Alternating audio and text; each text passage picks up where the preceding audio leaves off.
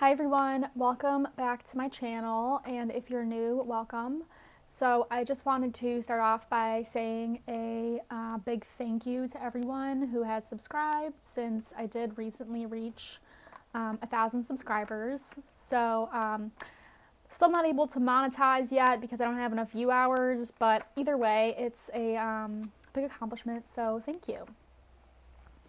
So in this video, I want to talk a little bit about some of the reasons for entity attachments and the different kinds of ways that we have to approach them depending on the reasons that they attached. So I'm going to go through about 4 or 5 different reasons, and we can obviously have multiple entity attachments, not just one. So they could have attached for different reasons.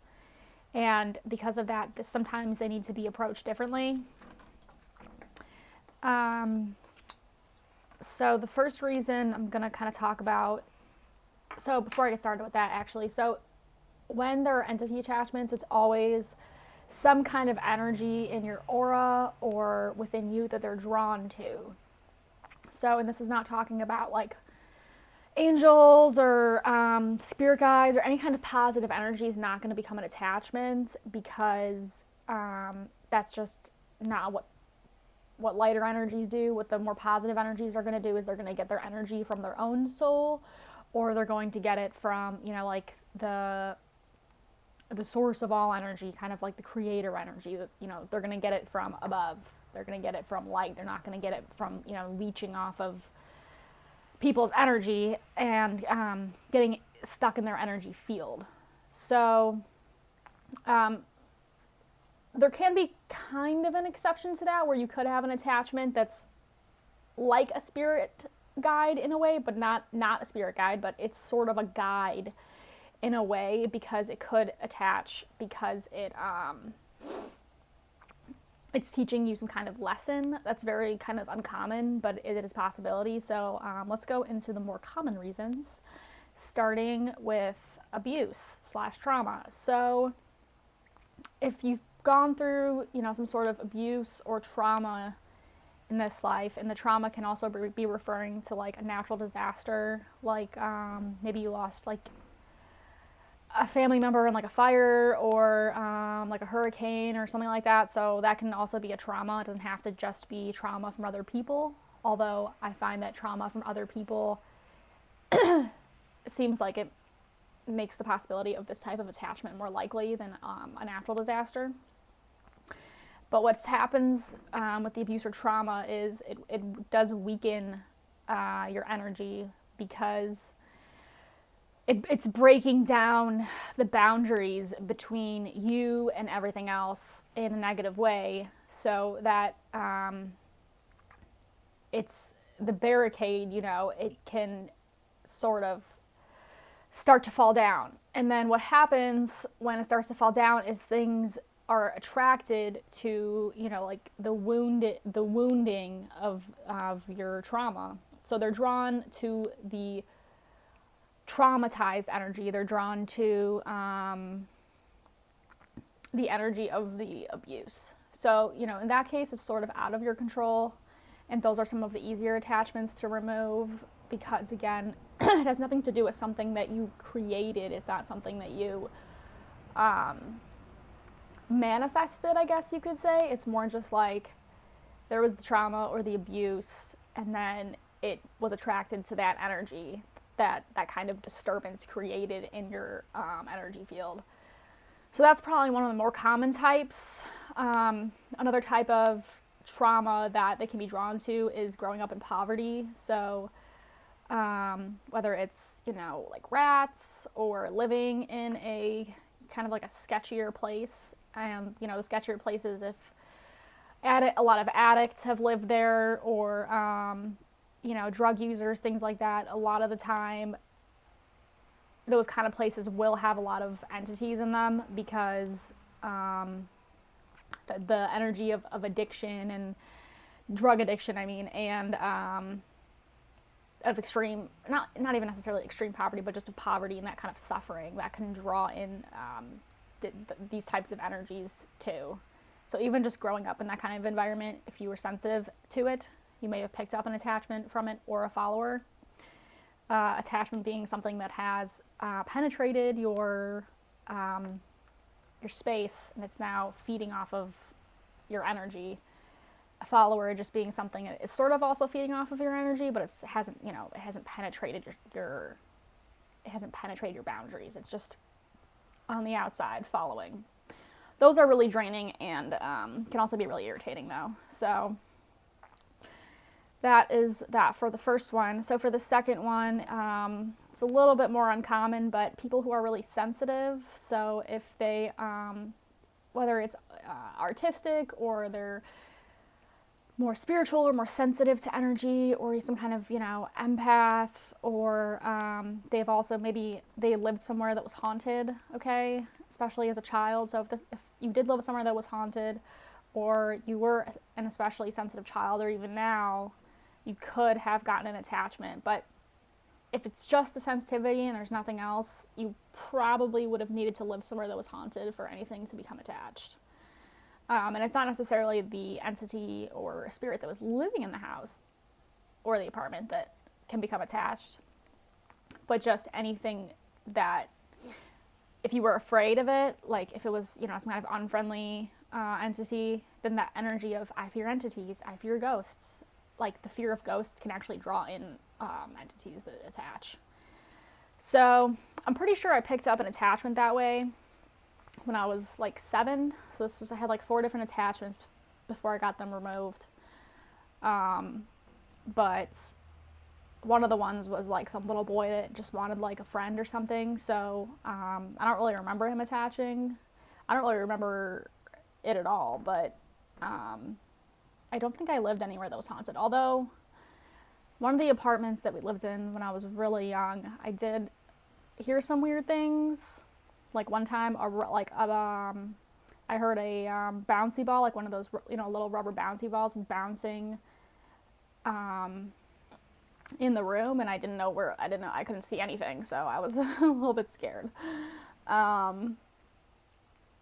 I wasn't as scared as I probably would have been, because at that point, I was still sharing a room with my brother, and the reason the bouncy ball, I couldn't see anything, was because we had a bunk bed, and I was on the top bunk, obviously, because I'm older.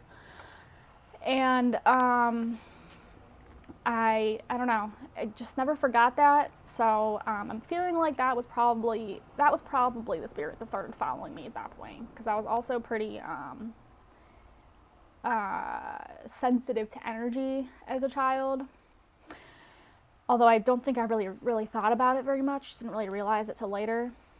Okay, so the next possible reason for an attachment is some kind of unresolved issue or fear. So fear is a big factor, and this doesn't have to be a fear necessarily of entities or ghosts. It can be a fear of pretty much anything, but it's not like, oh, I'm afraid of snakes, now I have an attachment. It's not really that simplistic. It's more like a deep fear of, like, for example, it can be like abandonment, or feeling like you will never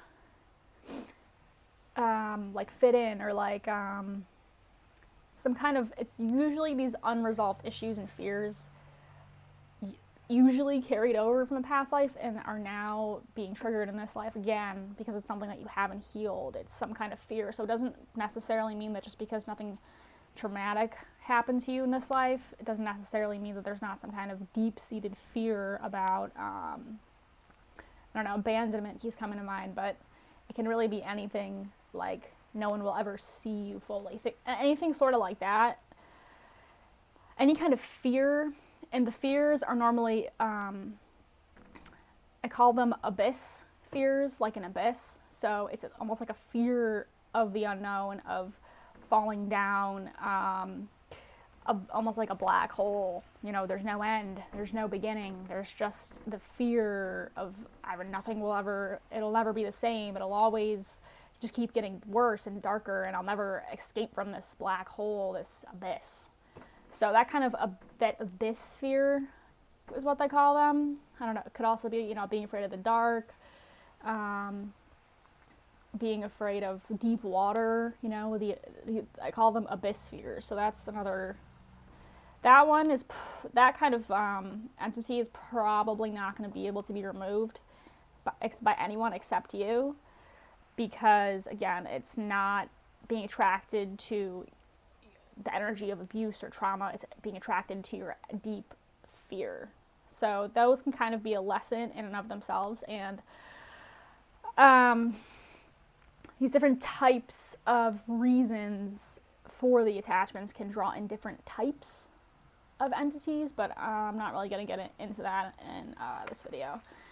So sort of the last form, the last reason that I want to talk about is it can be some kind of religious trauma, or if you were involved in some kind of cult or occult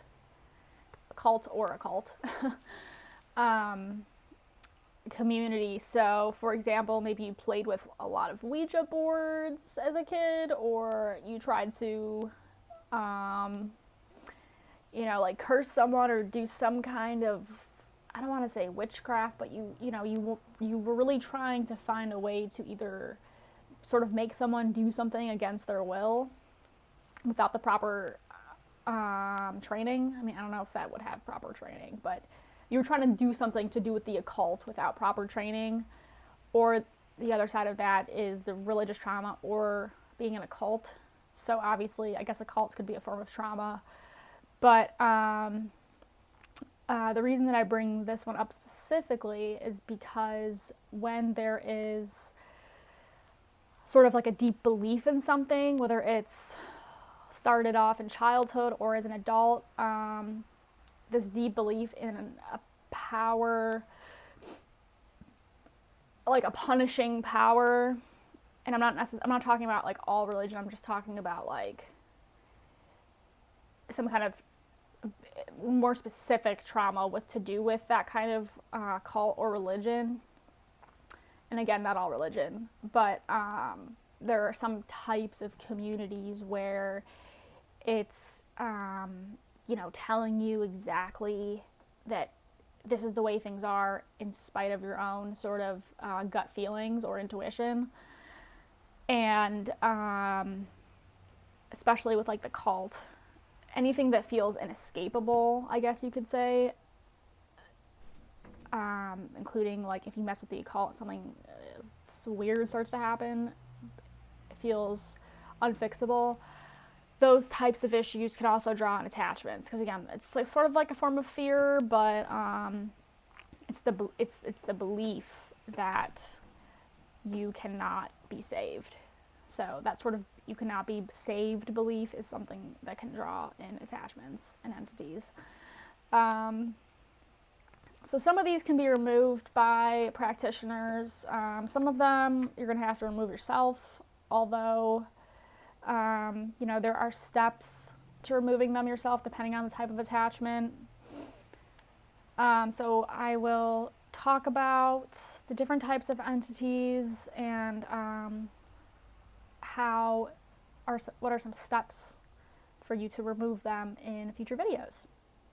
All right, thanks for watching, and I will see you soon. Bye.